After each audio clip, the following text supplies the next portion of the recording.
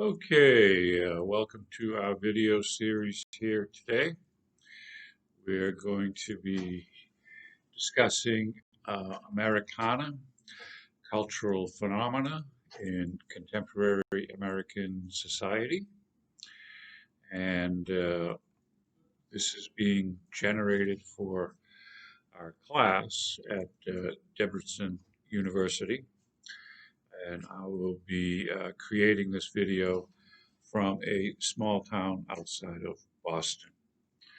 So let's take a look at our syllabus and what we've got going on for the next couple of months. So I'll be sending a video out every week. I've met most of you through our previous course in American Literature 4 back during the fall semester. So we're basically going to follow the same template that we did before. And there will be weekly biographical reading and a little research. And this acts not only as a graded assignment, but also as an attendance record. Additionally, there are two research paper or projects that you can do. The first one due at the end of the consultation week, and the last one done at the end of the semester. And we'll get more into details for that as we move along. Okay, so we're going to be talking about America's cultural phenomena. And the topics include American pop culture, its history. We previously discussed some of the regional geographic identity in the United States, a new way to look at that. We covered a few of them, but we're going to finish that up in this lesson. We're going to talk about the past and present folklore, some multicultural heritage, and its cultural influences in America. As we know, America is a country that has people from all around the world, and those people bring with them their culture and their stories and their traditions, and it gets all mixed up in a big salad bowl type of thing, and that's part of American culture. We're going to discuss iconic American cuisine and the changing habits of today. We're going to take a look at something called the McDonaldization of the world through American culture. Another topic that relates to that is called Coca-colonialism. We're going to discuss American norms and stereotypes. And we're going to take a look at the next generation, up and coming, already starting to influence politics and leadership. That's the millennial culture characteristics and some of the quirky language topics that you need to know. So we're going to expand the English language tools and knowledge necessary for anyone wishing to work, teach, live, visit, trade, or study in contemporary American society. So America is not just a country, but a way of life. So we're going to be taking a look through those lenses, our topic of American popular culture. Okay, so Let's try to define what pop culture is. This is from Ashley Crossman, Sociological Definition of Popular Culture, the History and Genesis of Pop Culture. And she wrote this back in 2019. So she says popular culture or pop culture refers in general to the traditions and material culture of a particular society. In the modern West, pop culture refers to cultural products such as music, art, literature, fashion, dance, film, cyberculture, television, and radio that are consumed by the majority of society's population. Popular culture is those types of media that have mass accessibility and appeal.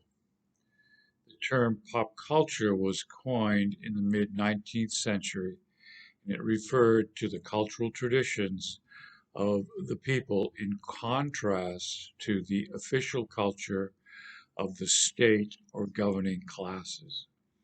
In broad use today, it is defined in qualitative terms. Pop culture is often considered a more superficial or lesser type of artistic expression. That needs to be debated. The rise of popular culture. Scholars trace the origin of the rise of popular culture to the creation of the middle class generated by the Industrial Revolution. People who were configured into working classes and moved into urban environments, far from their traditional farming life, began creating their own culture to share with their co-workers as part of separating from their parents and bosses. After the end of World War II, innovations in mass media led to significant cultural and social changes in the West. At the same time, capitalism, specifically the need to generate profits, took on the role of marketing. Newly invented goods were being marketed to different classes. The meaning of popular culture then began to merge with that of mass culture, consumer culture, image culture, media culture, and culture created by manufacturers for mass consumption. Yeah, that pretty much sums it up. Different definitions of pop culture. In his wildly successful textbook, Cultural Theory and Popular Culture, now in its eighth edition, British media specialist John Story offers 6 different definitions of popular culture. Popular culture is simply culture that is widely favored and well liked by many people. It has no negative connotations. 2. Popular culture is whatever is left after you've defined what high culture is. In this definition, pop culture is considered inferior and it functions as a marker of status and class. 3. Popular culture can be defined as commercial objects that are produced for mass consumption by non-discriminating consumers. In this definition, popular culture is a tool used by the elites to suppress or take advantage of the masses. Yeah, some truth to that too. And to get you to spend money on useless things. Popular for popular culture uh, is folk culture, something that arises from the people rather than imposed upon them. Popular culture is authentic, created by the people, as opposed to commercial thrust upon them by commercial enterprises. So society does fight back. 5, popular culture is negotiated, partly imposed on by the dominant classes, and partly resisted or changed by the subordinate classes. Dominants can create culture, but the subordinates decide what they keep or discard. So there is a little bit of say in what is kept in the longer term. And 6, the last definition of pop culture discussed by Story is that in the postmodern world, in today's world, the distinction between authentic versus commercial is blurred. And pop culture today, users are free to embrace some manufactured content, alter it for their own use, or reject it entirely and create their own. So, at the end of the day, yes, maybe things are thrown at the general population, but by popular demand, it's decided what is kept and what is discarded. Okay, so a couple things to think about in defining what actually pop culture means, and we'll move on to our next slide from here.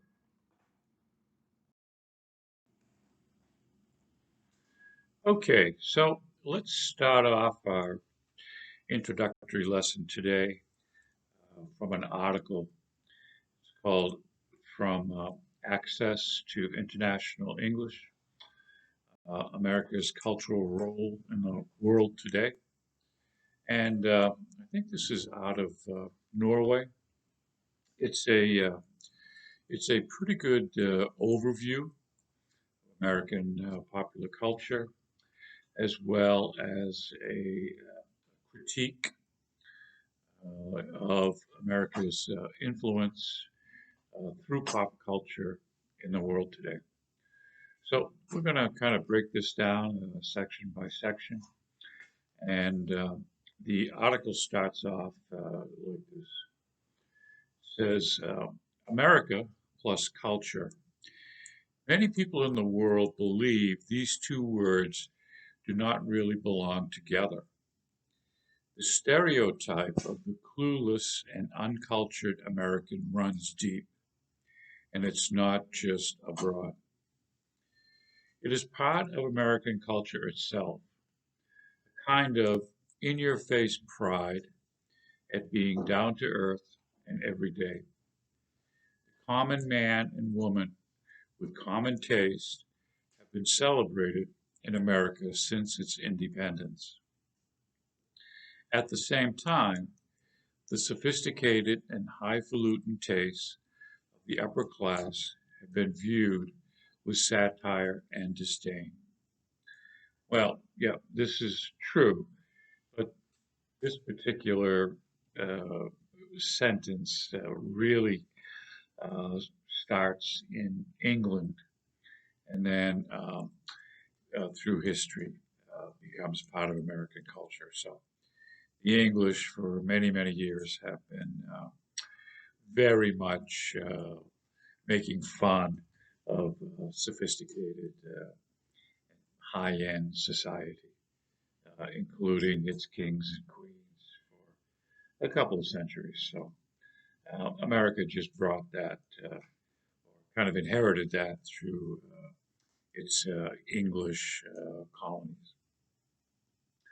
Okay, so that is why it is a bit of a paradox that American culture has become the world's most widespread and influential today.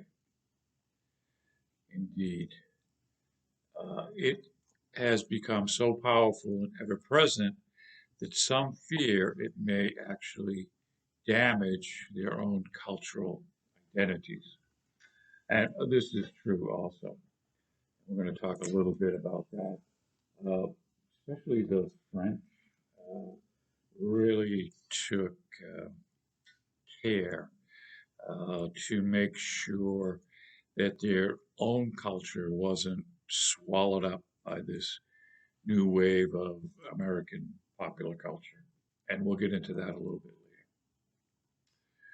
later. Okay, so the article continues on, and it says uh, the basis for the impact is, of course, America's position as the world's dominant superpower. Not only does the USA have hard power, the ability to get people to do what it wants, it also has enormous soft power, the ability to get people to want what it does. It was not always so. Before the 20th century, America was viewed as a cultural backwater. And we talked about this in our literature class, how from the Revolutionary War time up until the industrial time of the late 1800s, America hadn't changed much at all.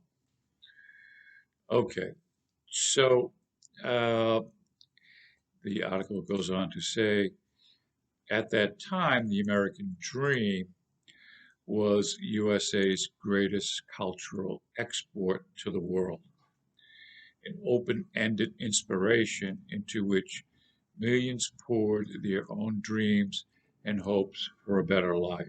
And we talked about that at length too.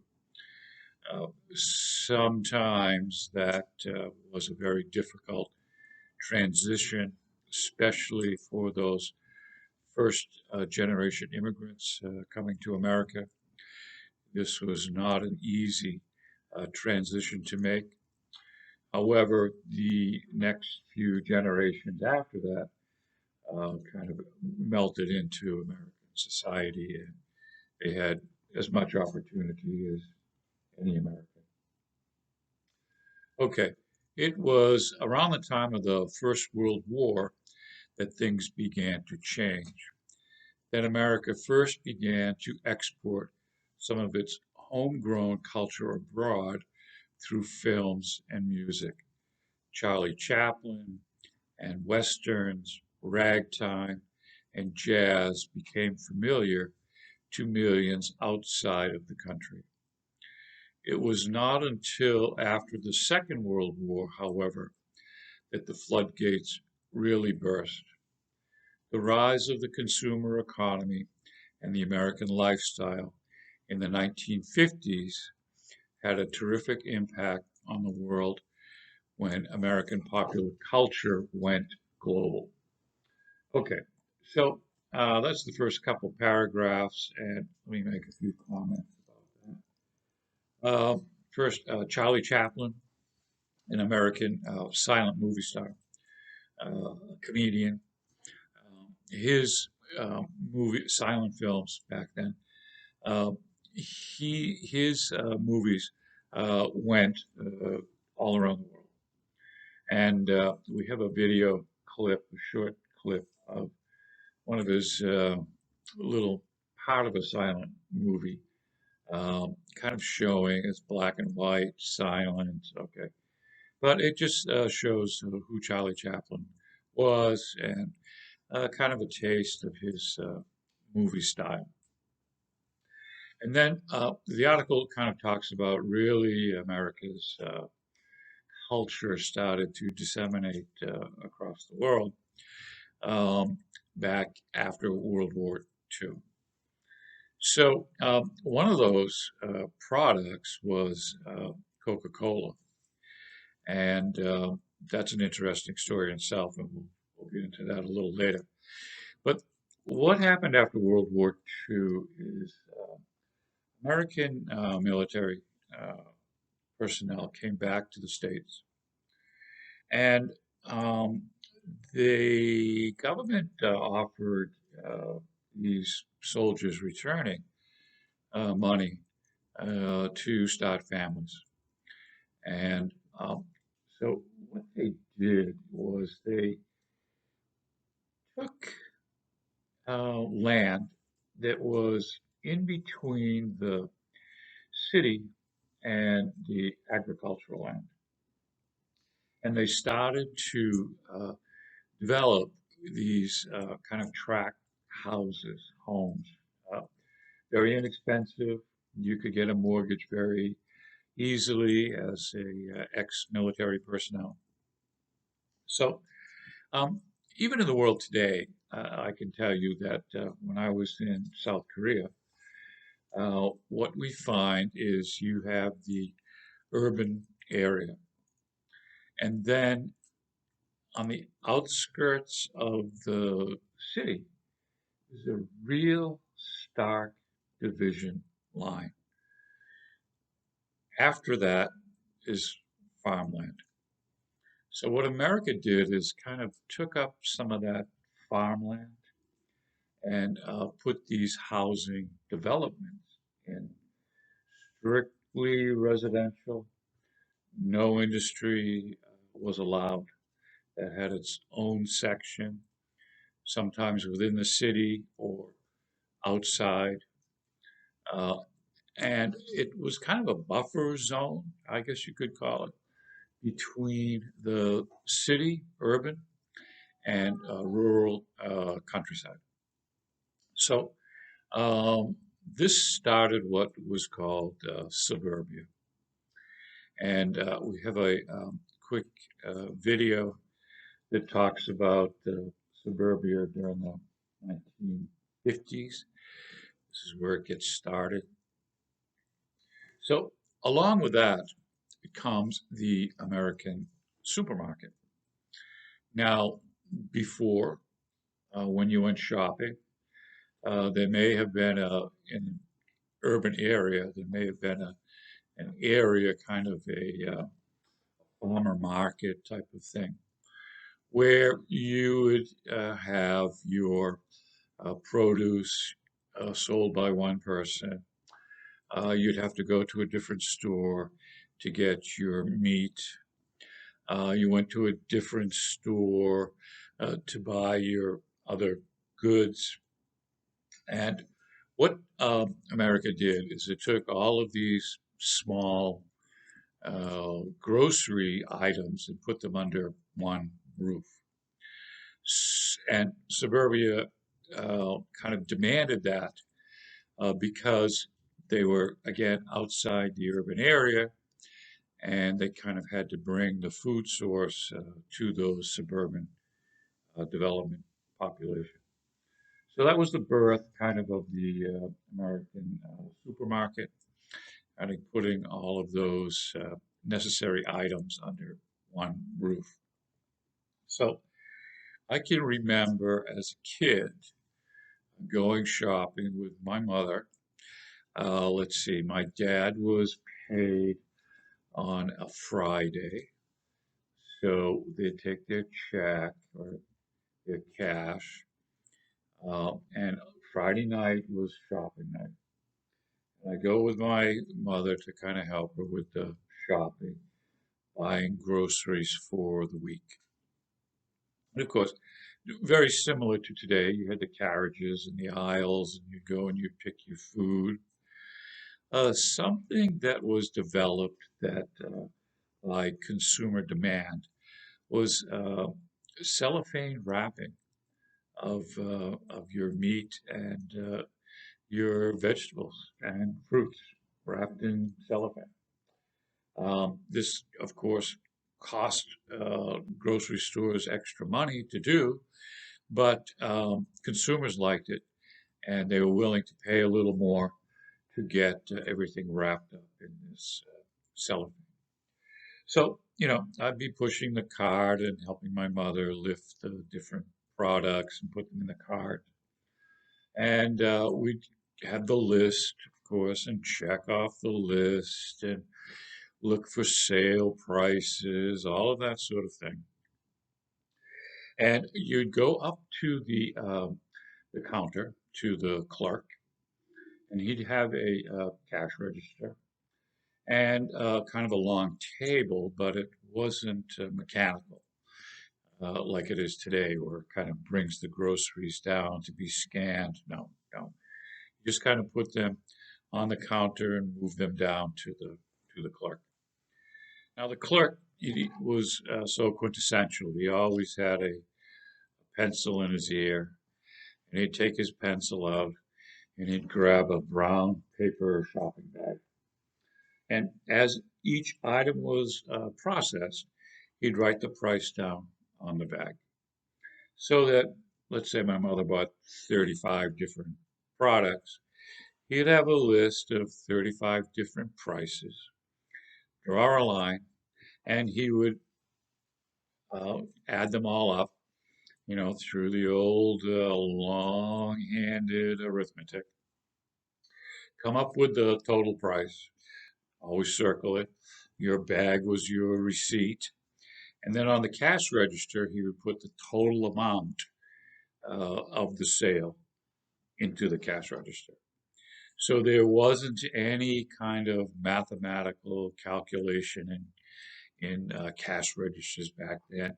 It could only record the one-time input of totals. Uh, and so you would go home, and then, it was a big deal to load up the car and bring the groceries home and unpacking and put them in the pantry and all of that sort of thing. So that was kind of the beginning of what supermarkets were back in the 50s and what shopping was like. And today we see this spread across the world, this idea of the supermarket. Okay, so take a look at those two videos on this slide, one with Charlie Chaplin and a very short introduction to suburbia in America and its roots. And we're going to talk about how that spread throughout the world later.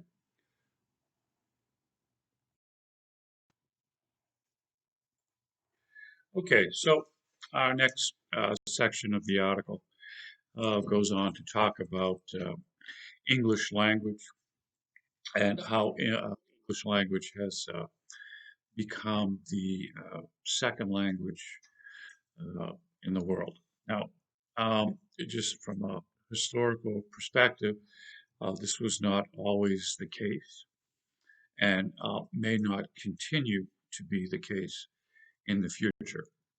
So, before English became the popular world language, previous to that, it was French. Most of the diplomatic, legal paperwork was written in French. Before that, it was probably Latin, going back to the Roman Empire. But English is the big kid on the block right now. But in the future, your kids and your grandkids will have to know three um, international languages for trade, economics, job opportunities. Now, due to the computer, English is going to be around for a long time. But up and coming will be two other languages. One will be Mandarin, Chinese, basically because of its population, its growing middle class, and trade. So your kids and grandkids should know a little bit of Mandarin.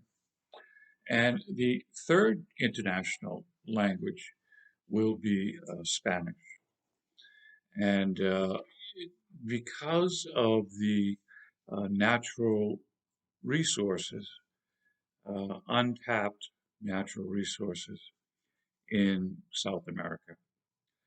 So, as countries need more natural resources, they will have to go to South America. And if you want to do business there, it's Spanish. Okay, so just quick little background. Our article continues with this. The English language.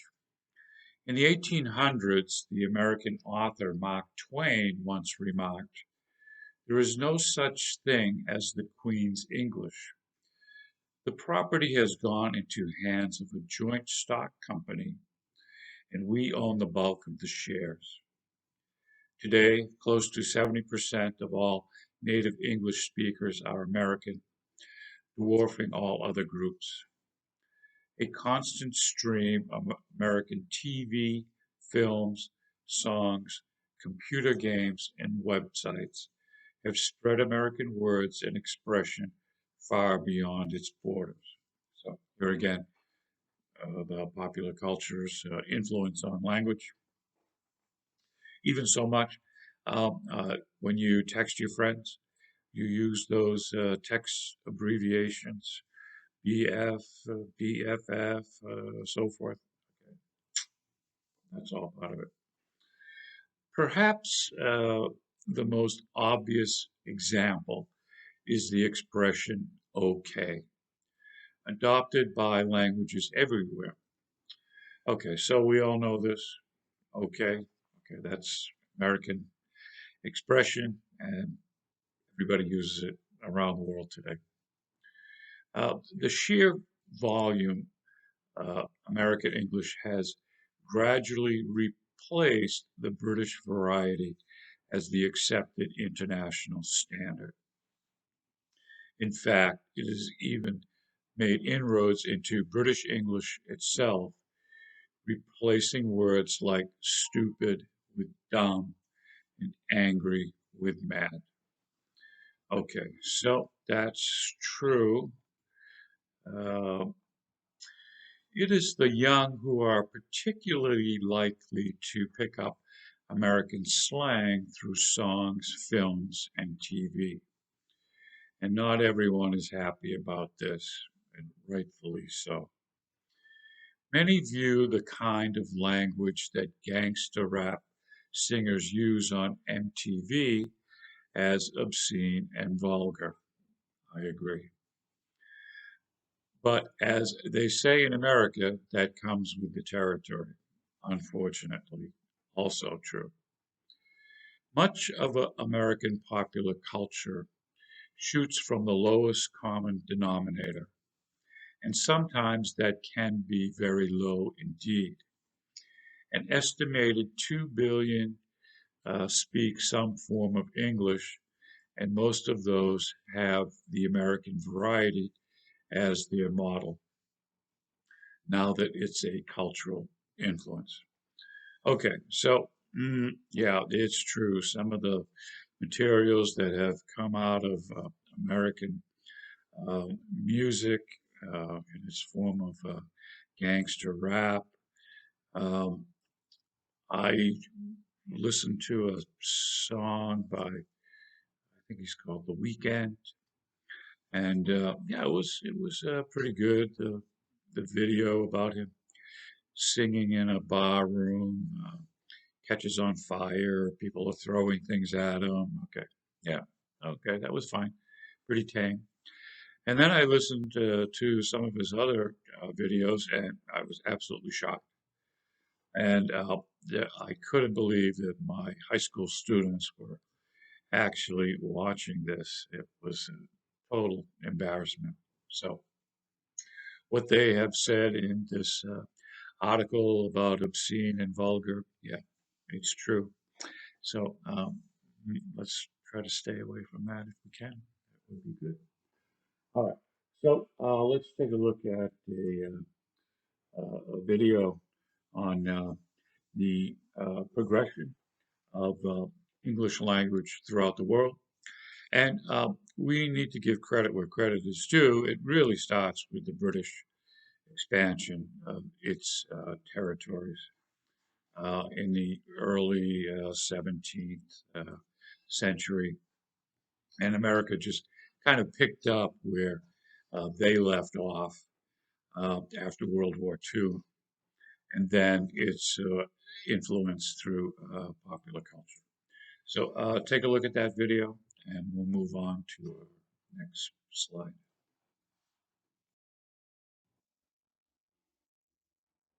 Okay, so our article goes on to continue uh, with a couple paragraphs on the media,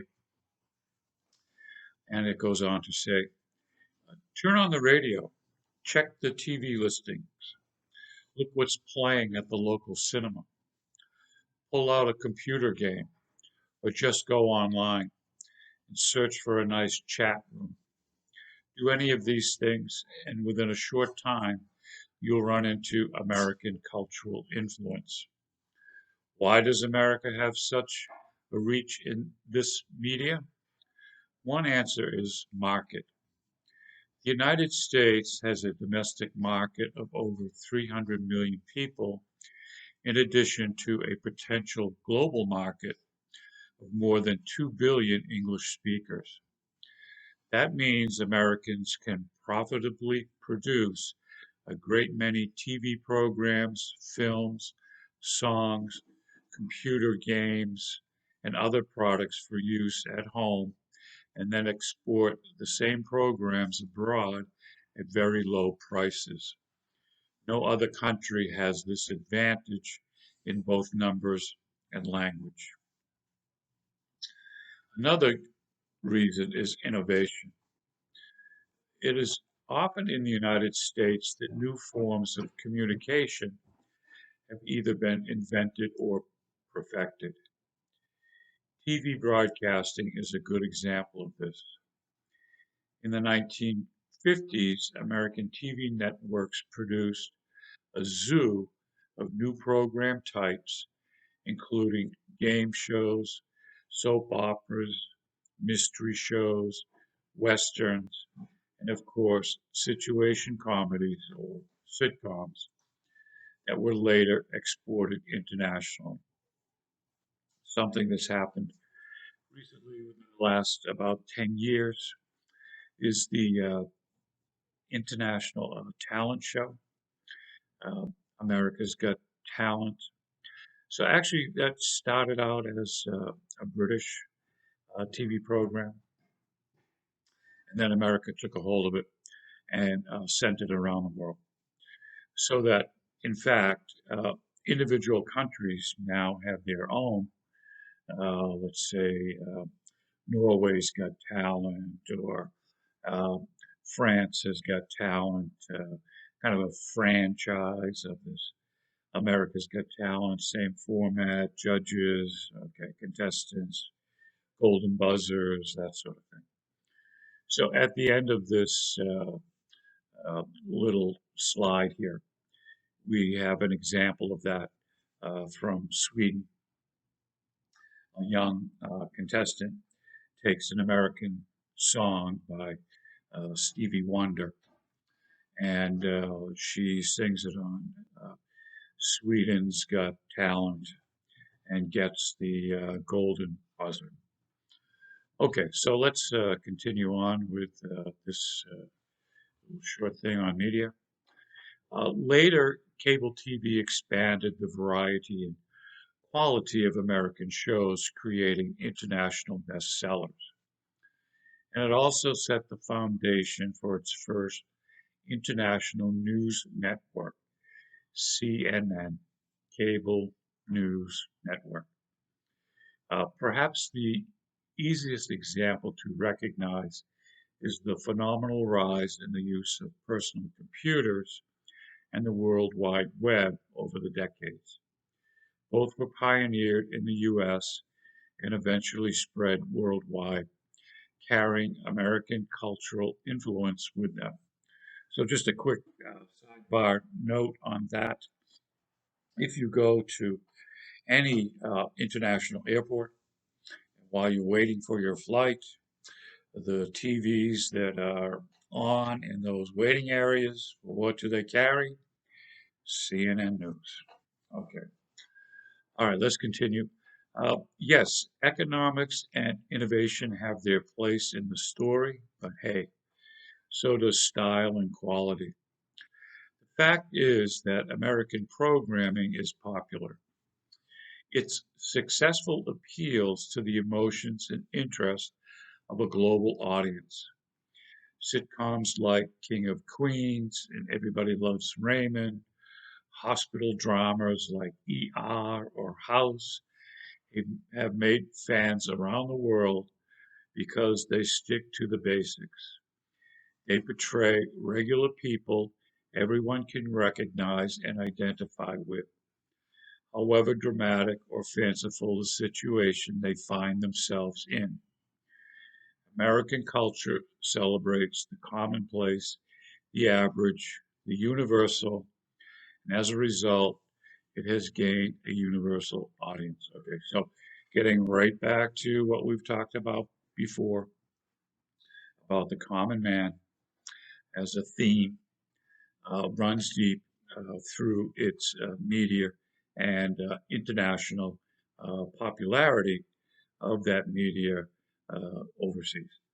So, let's take a look at that Sweden's Got Talent video piece, and we'll move on to our next slide.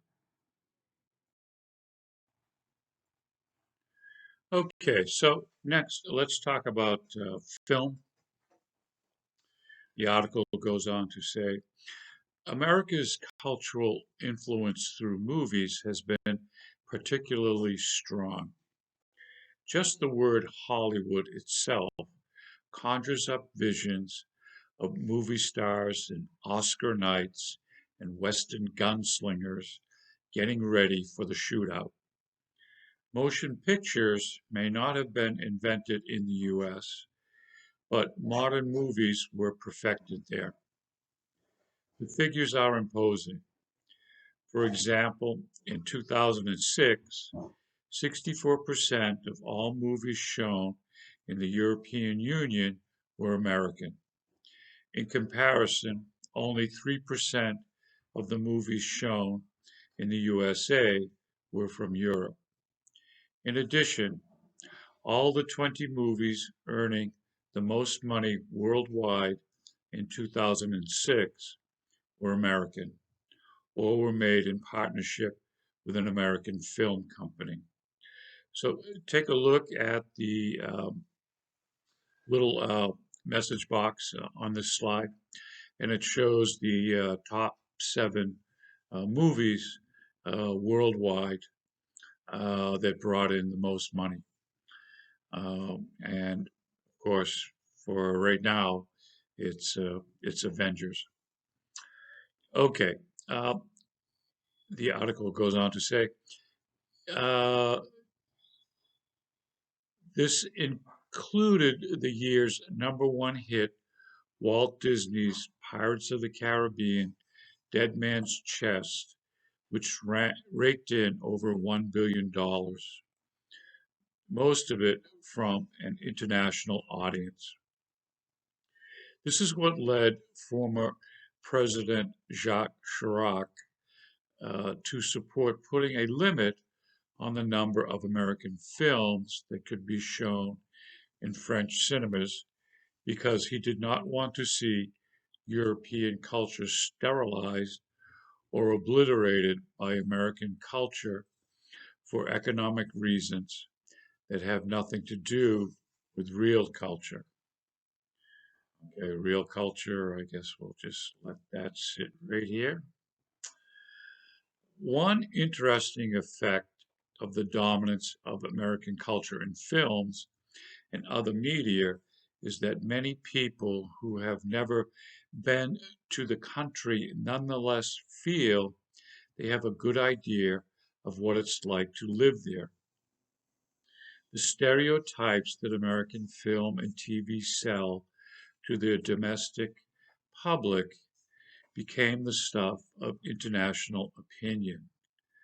For example, the action heroes of the like of Rambo and the Die Hard series are regularly referred to when discussing American foreign policy. In that connection, the image of the Texas cowboy has been particularly popular recently. Equally, people may feel they know what it's like to live in New York after seeing several years of episodes of Friends or Seinfeld. Depending on what you watch, you can easily conclude that most Americans are gun happy or girl happy or simply slap happy. And as much as these stereotypes may annoy Americans when they travel abroad, they have only themselves to blame for spreading them around the world. Okay, so my quick story is I'm over in Taiwan teaching English, and one of the first questions my students asked me was, do all Americans have guns? Okay, so clearly the answer is no, we don't. Okay, so those stereotypes pervade as a result of our TV and films. Okay, so take a look at the video that's been included on this slide. I think it's the trailer to the Avengers Endgame, and we'll move on to our next slide from here.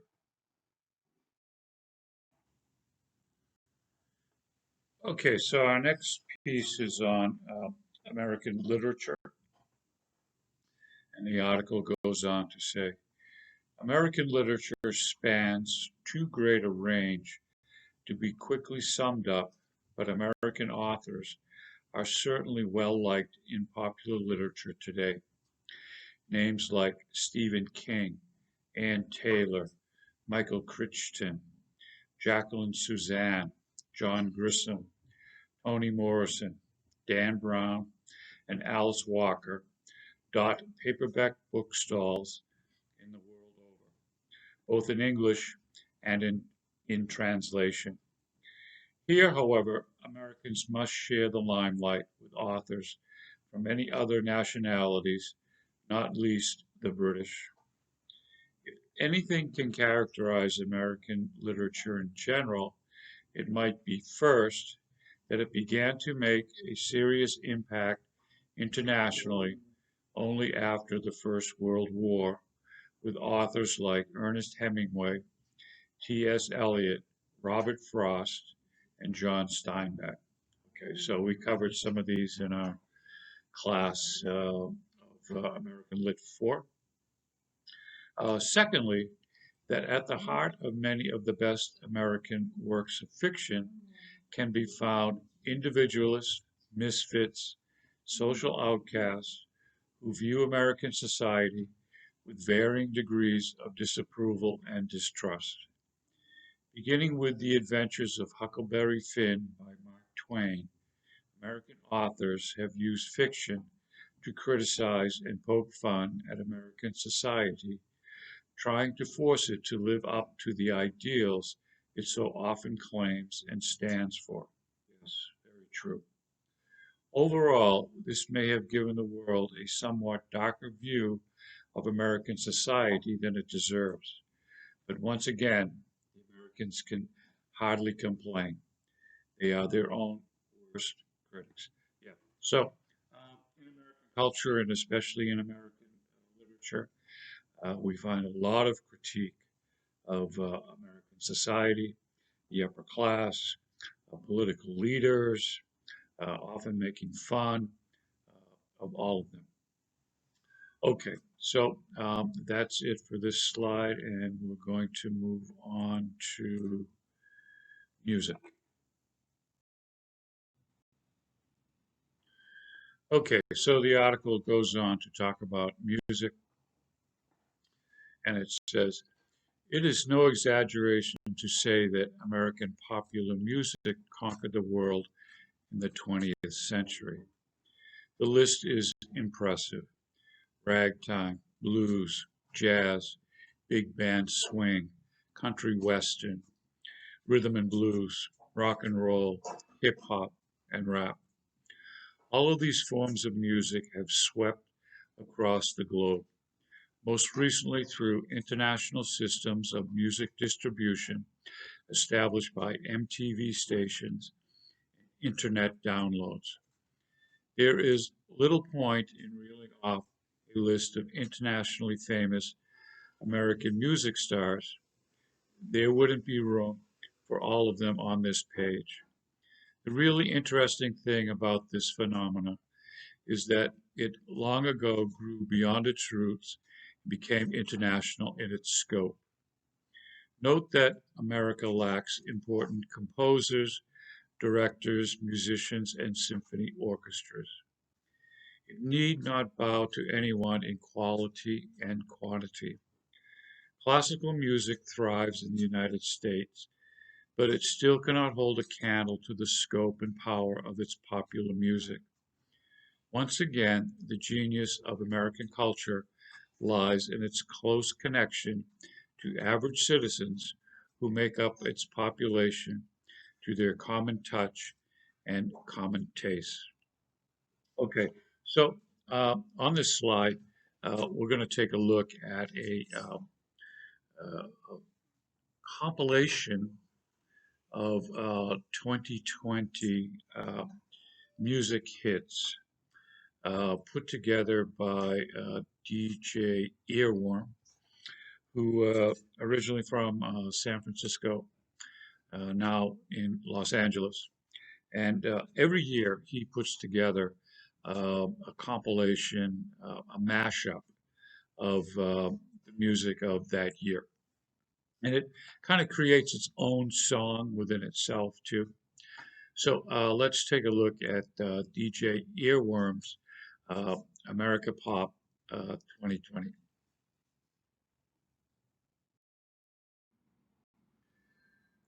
Okay, from svis.com out of San Francisco, a website.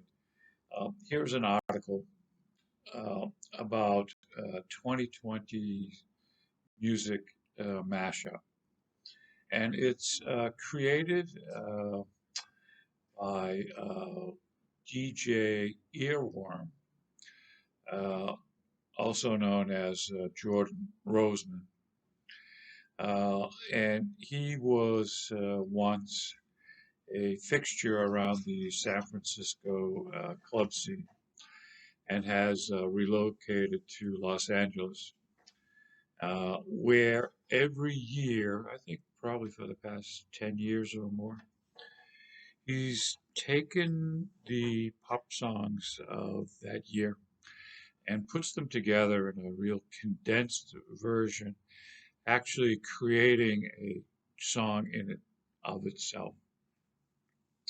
So this is 2020's top 25 pop hits, and it's always a feature of technical mashup brilliance. He really does a great job with these here.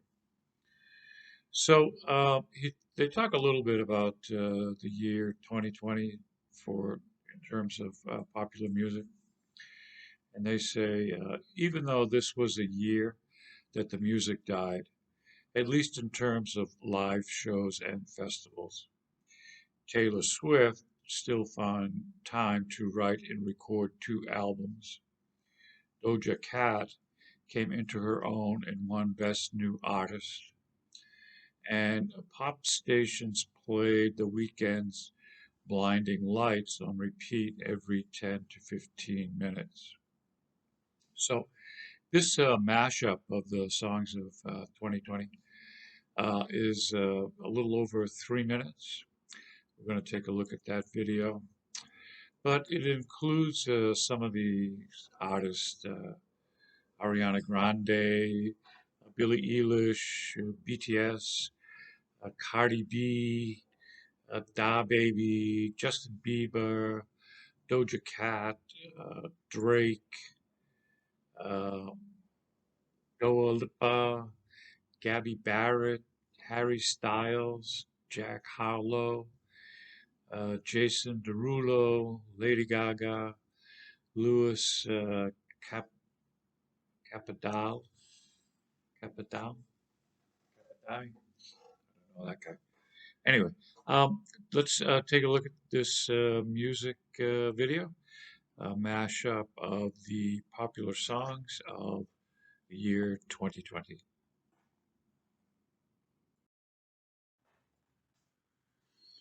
Okay, so let's continue on. We're going to talk about art. This is what the article says about that. Art. As in literature, American influence came late to the international art scene. It wasn't until the disasters of the Second World War had thrown artists and impulses across the Atlantic that the United States became a center, some would say the center, for modern art. New York City came to rival Paris as a hub for new artists and art forms. In the 50s and early 60s, American painters like Roy Lichtenstein and Andy Warhol were at the forefront of the pop art movement. Short of pop art, a fitting name, for America's entrance into the international art scene, Lichtenstein's enormous reconstructions of cartoon images and Warhol's endless lines of Marilyn Monroe's portraits and Campbell soup cans became icons of American art. Jackson Pollock's wildly experimental work inspired abstract expressionist painters around the world. Susan Rothenberg's return to figurative imagery added yet another voice to the mix. In sum, America added its creativity and energy to the cutting edge of art, a position it has never relinquished. Today's modern artists belong to a global community, and it is impossible to sort them out by nationality. But America remains at the center of activity, not least because of its wonderful art collections and museums dotted across the nation. Some of the most important of these are the Guggenheim Museum and the Museum of Modern Art in New York City, the J. Paul Getty Museum in Los Angeles, the Art Institute of Chicago, and the National Art Gallery in Washington, D.C. Artists have always needed patrons to buy their work. The United States remains the greatest source of patronage. Okay, so we talked a little bit about Jean-Michel Basquiat in our American Lit course, and of course, he was influenced by Andy Warhol. So let's take a look at a video that focuses on Andy Warhol's work.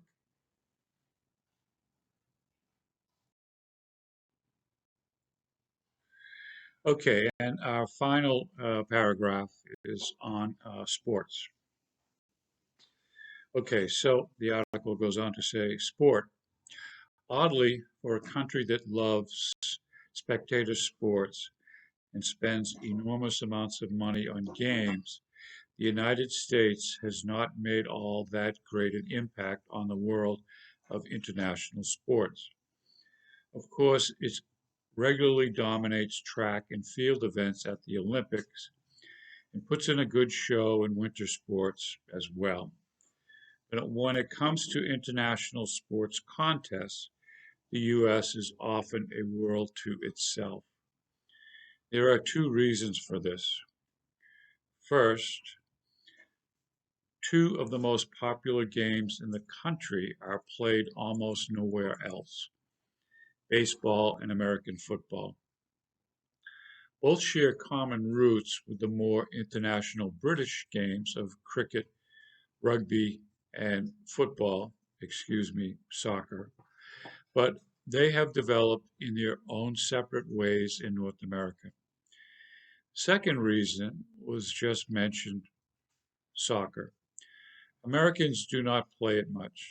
Up to now, the world's most popular sport has been a no-starter in the U.S.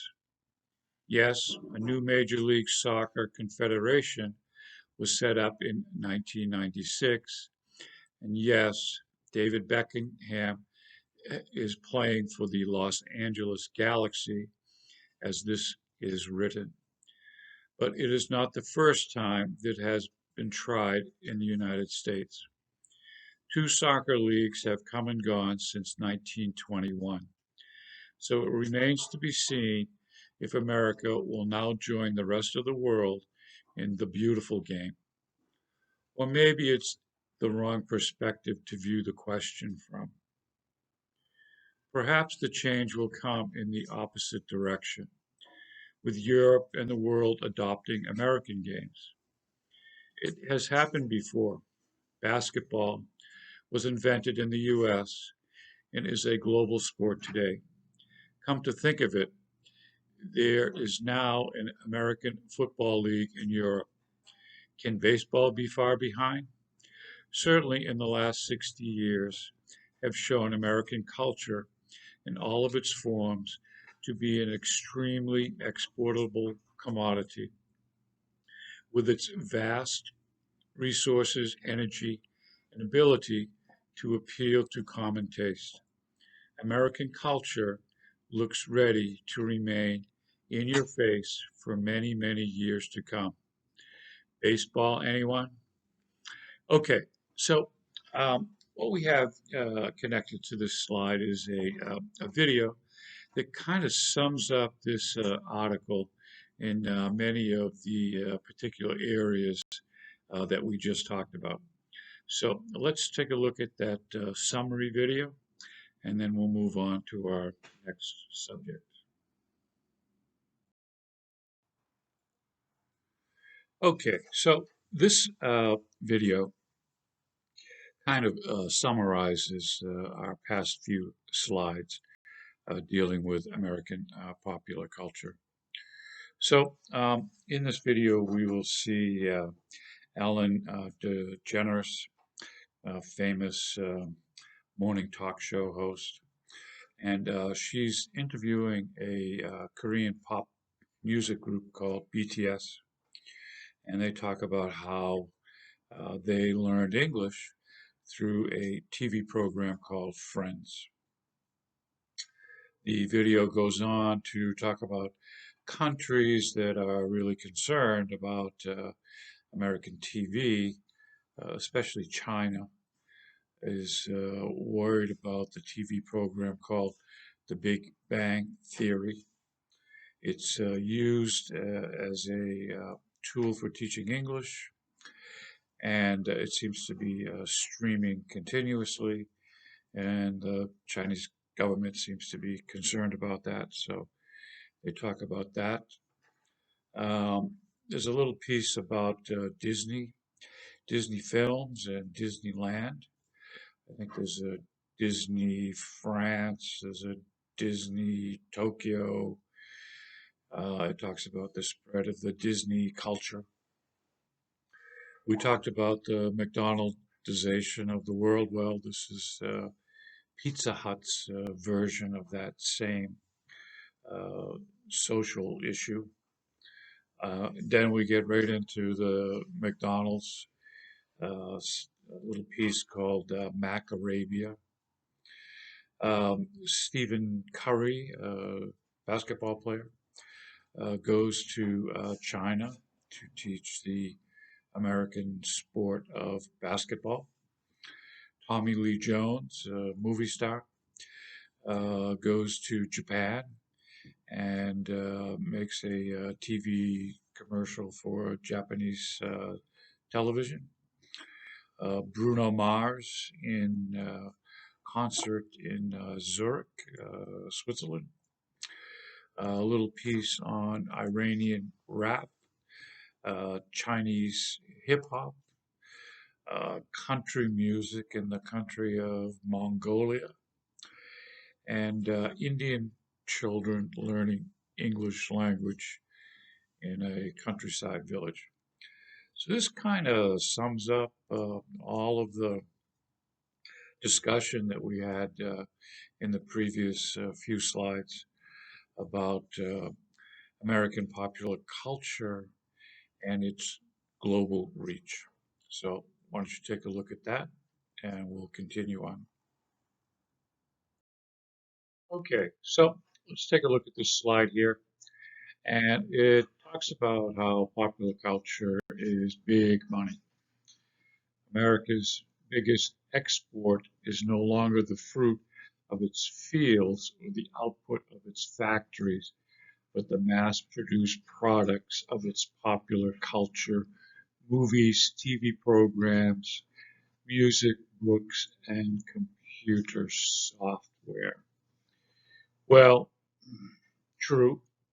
The American aeronautics industry is probably equal to, in terms of money brought into the United States for a product that is not a pop culture item. However, let's take a look at three uh, products made and manufactured in the United States that have raised concerns about spreading its product and American culture throughout the world. So the first is a map of the world where Coca-Cola is sold. And as you can see, you can buy Coca-Cola just about anywhere. And this started shortly after World War II. Of course, a lot of American products after World War II were disseminated throughout the world. But Coca-Cola ran into some initial resistance in France through the French Communist Party. They were not too happy about bringing Coca-Cola into their country. Their concerns were, one, financial. It would be a competition with French products. The money generated from its sales would not help France in any way, but be sent back as profits to the American corporation.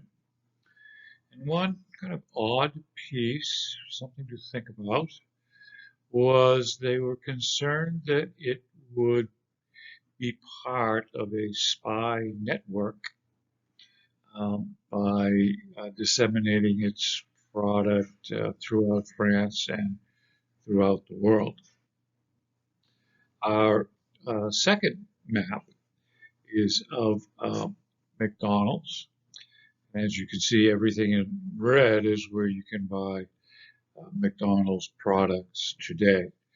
And this map is a few years old. I bet there's a few more places that are red now that are blue on this map.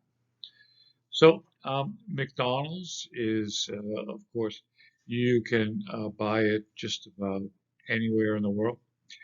And it has changed its menu to suit the local population. And we'll show you a video of how that works, an advertising video. And it too has gained a question mark in its ideas of not only food preparation, but kind of manufacturing ideas, distribution ideas, standards ideas, and has even been used as a model for higher education, meaning that colleges and universities throughout the world are adopting a model based on American university systems, thereby taking away the national flavor or ideas of their country institutions and putting it into an American point of view. You may see that actually in your college education travels. And the third map is a new and upcoming company. Actually, the company isn't really new. It's been around for a while, but it's really gained popularity in the last 20 years, and that is Starbucks. And as you can see from the map, everything in the dark green is where you can get Starbucks today. So my funny story is over in China, in Beijing, at one of the most famous uh, cultural places in China. It's called the Forbidden City, and this is a place where the Chinese emperor lived, and it's hundreds and hundreds of years old. So the I went to visit. You go inside this walled city. It's beautiful. It's huge. It's all beautiful Chinese architecture from hundreds and hundreds of years ago. Artwork, statues, thousands of people everywhere. And I find a place on the steps where I could get up and take a nice photo of kind of the overall view of the Forbidden City. So I'm panning my camera across, looking for some good shots. I see this little green sign over in the corner. I said, "What is that? That doesn't fit here." So I get down off the steps from taking the picture, walked over it so that I could see the sign, and I couldn't believe it. There was a Starbucks right in the middle of the Forbidden City, one of the most classical Chinese architectural, historical places in Chinese culture. Starbucks. I said, no way. I can't believe it. Okay, so yeah, Starbucks is everywhere. Okay, so that's a kind of a look at some topics you might want to think about for research papers, Coca colonialism or the McDonaldization of society. A couple of real interesting topics to show the negative side of popular American popular culture. Okay, that's my rant about that, and we'll move on to the next slide.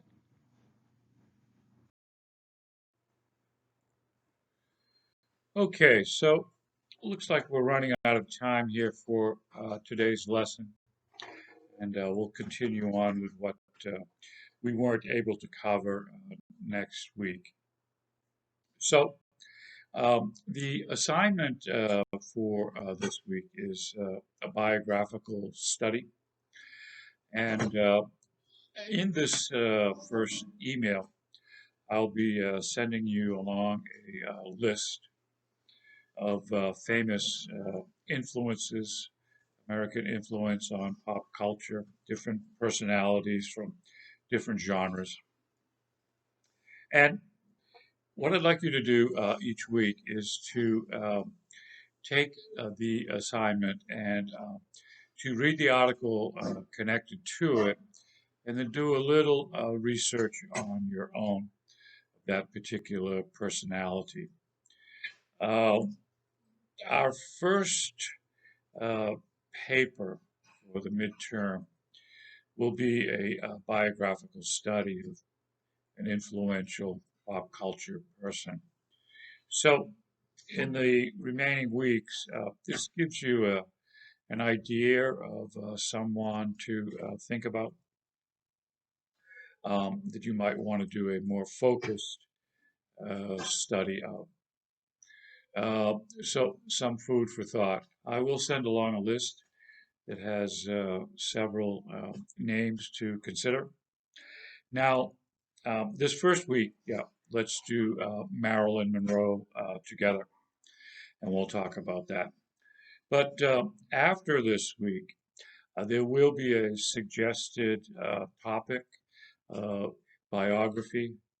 But if you have someone from the list that looks interesting to you, you are welcome to do those instead of the suggested weekly topic.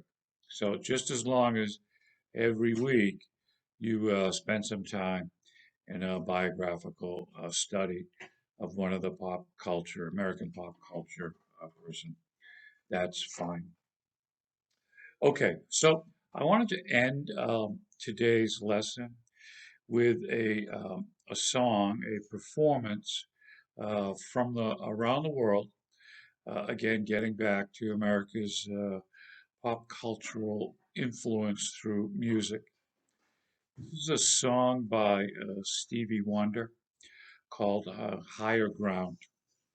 And it's played by about 15 different artists combined together from around the world.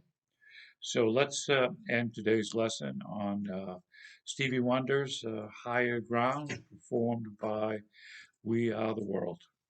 Okay, until next time, take care, have a good weekend, and I'll talk to you soon. Thank you. Goodbye.